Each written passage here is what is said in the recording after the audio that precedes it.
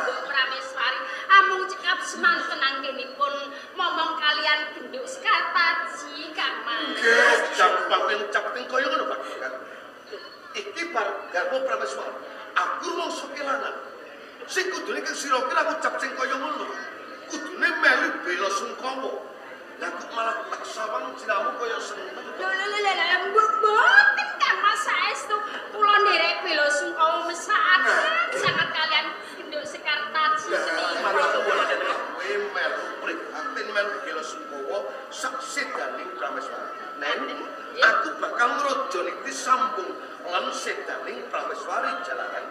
Aturing putraku sak arampunge daftar kula tawe garwaku Prameswari tekane situ. Rumaos kula kok mboten wonten menapa-menapa sinuwun. Mboten sambetipun kalih kolak tape gondo dalu beksi.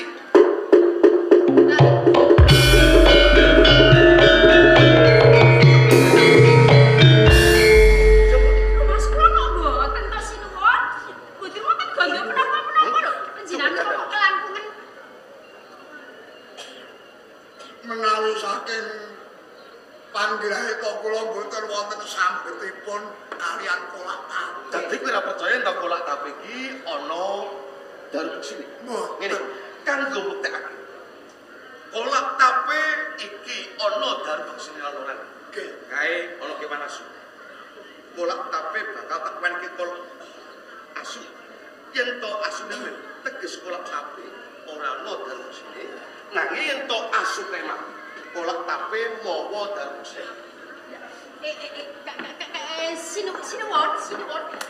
Iya mau sebelum Belum.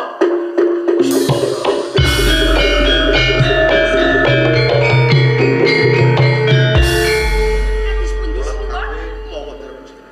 Gati tok asu bareng mangan kolak tape. Tepekane Pak. Wonten racunipun Ana. sinuwun. Kok lek kebangetan. Yen kaya ngono, ana manungsa kengrenah lawan garwa Prameswari. Sopo sih? Paring Pak. Menika Biyong Ban Kali Caci. Ban Kali Caci.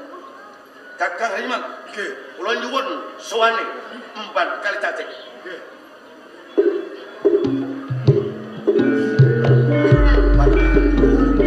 Nggih, Kang Mas. Kok kagenan koyo ngene wae.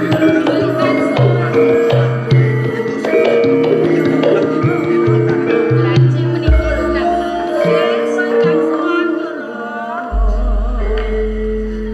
Ban Kali Cacing. Kaget siramu tak tingali mapane ana ing dalem patunggon kene. Apa bener kowe keng caos kolak tape? Jam siji. Anggonmu caos kolak tape iki saka karepmu dhewe apa ana sing perintah? Jawab. Anggonmu caos kolak tape karepmu dhewe apa ana sing perintah?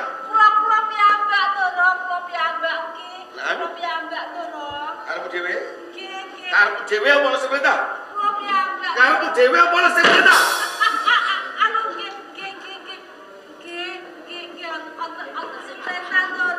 Yen ana sing perintah, sapa sing perintah lan kowe?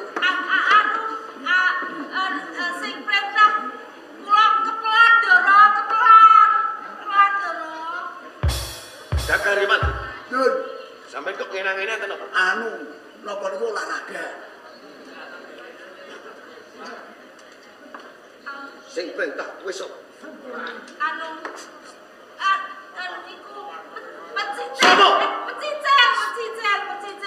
Ning kene iki ora ana manungsa sing aran Mecicil.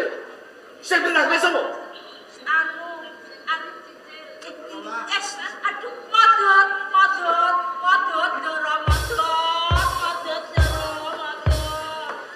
Kakang Riman, Nun, sampeyan nglolos sapa? anu niki lho siset kali kembyo.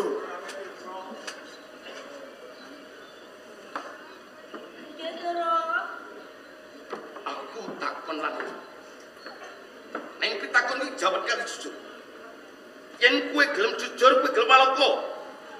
Ana sing menawa aku bisa paring pangandikan tubrap kantan nanging yen to kowe isih ngugemi wong lan nyimpen wati marang sapa sing perintah kawan kowe. Ora mung kowe sing bakal nampa pidana, nanging sak anak turunmu uga bakal nampa pidana. Sampun jujur ngaten kok sinuwun. Cukup.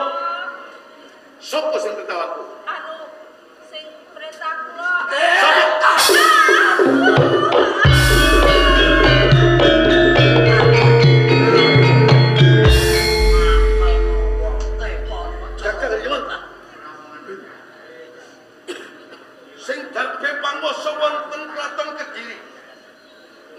kanca mantri apa lempuh angsing ngerasa dalem ingkang sin. yo kene kuwi disi panguasane Ratu Kediri. Arep bae Emban kali cacing ngaku sapa saktenane sing perintah kelawan dheweke. Iku semono kowe tidak culika. Kula Iki panguasane Ratu. Kula pateni kaya teges kirang kilacak iki. kula mangkel. Mangkel yo mangkel. Nek yen tomban kali cacing iki mati, aku bakal kelacak. Yo kepriye nggonku? Pengasihan Kojone diperkara pati.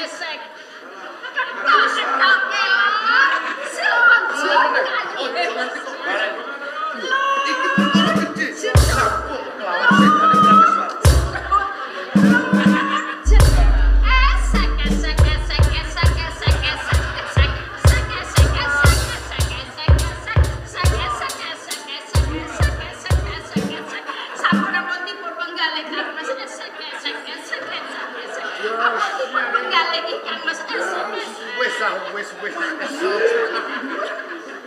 Wes orang esek-esek moja maju. Anu mesaken dumateng panjenengan lho Kang Mas anggenipun menggalih kok kados ngaten. Sampun to kanggo garwa Prameswari Sedya tasih wonten kula to Kang Mas. Ora ayune kowe kang bisa nglerem rasa amarah. Umpama ora menawa aku kelakon paring pidana pati lawan kakangmu Harimati. Ngaten nggih. Harimati, Dawuh. besok meneh aja tumindak curika. Nggih, nggih. Apa dupek kowe kadange? Waduh kali. Dur kowe sumawas. Elek kowe ana ing kraton Kediri. Kowe mung tumiba untu kang katutan sampel. Umpama aku ora mundhut garwa lawan kandang. Wis timbang, wis bakal urip ing Pradesan. Urip murkoso. Kasihan Bunda. Esek-esek. Rancang panguasaan ratu. Selonjor kayune wesi. Ngene kowe tak balik kali. Jedok. Paten. Jedok. Jedok. Esek-esek.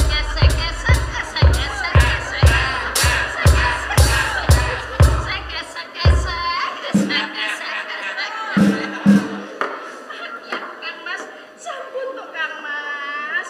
Kula muga tresna dumateng panjenengan. Kanggo Prameswari sampun sedya ampun pisanget tenangipun dilaning kituni Kang Mas. Lamun to tak betuli tak. Durung kinarane to garwaku bisa walon temang jati satemah kul. Leres menika Kang Mas. Ana padukan. Kang ing kono bisa suka panglipur lawan aku lan putramu Galajadra. Kados ngaten inggih. Harimati. Dawuh.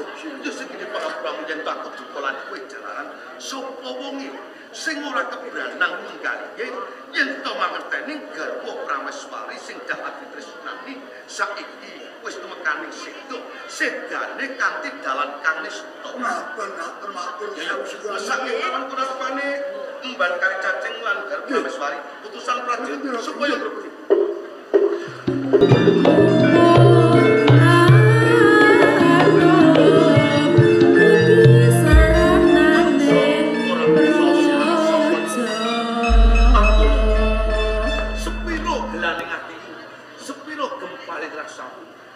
Ninggal kelawan ibumu sing jakat kok tresnani nang semono ora sak kebacut anggonmu nglani perkara jalaran wis duweni ibu ora yo padukan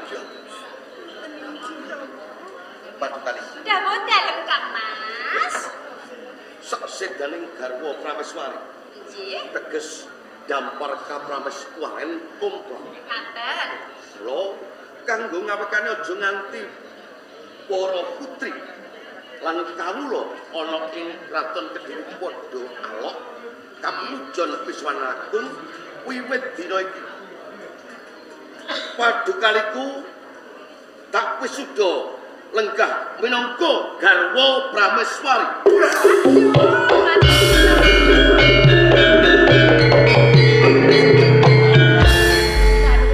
Matur sembah nuwun sanget. Esek-eseke mandi, esek-eseke mandi. Matur sembah nuwun nggih Kang Mas. iki urung ana Apa? sepasare pitung dinane garwaku men bawa sakesek ing bugah bocah iki lho. Mboten. Bocah iki apik-apik turu men bawa sakesek terus. Boten sabar kula nuwun saking batang. Iki bocah nek polah iki bayani. Lah pun dicawisi pengen kita. Oh iya wis dicawisi. Lah jeh kok jeh. Ngene, Terus pundi? kowe aku titip Pripun Kang Mas? kelawan Galuh Candra Kirana. Nggih.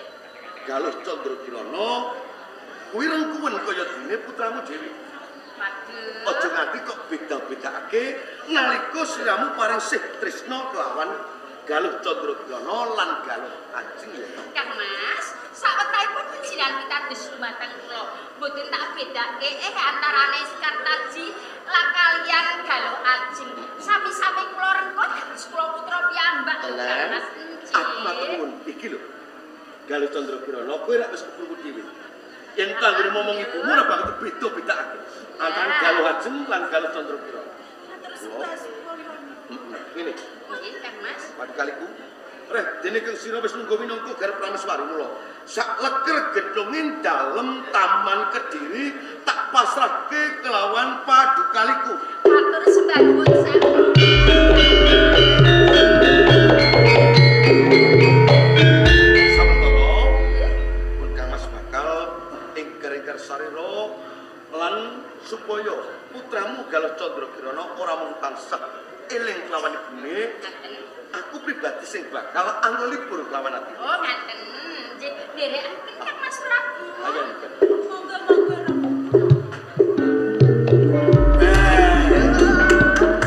Ya iki lho kakek ada mantri. Wis kelakon saiki jumeneng dadi karo Prameswari.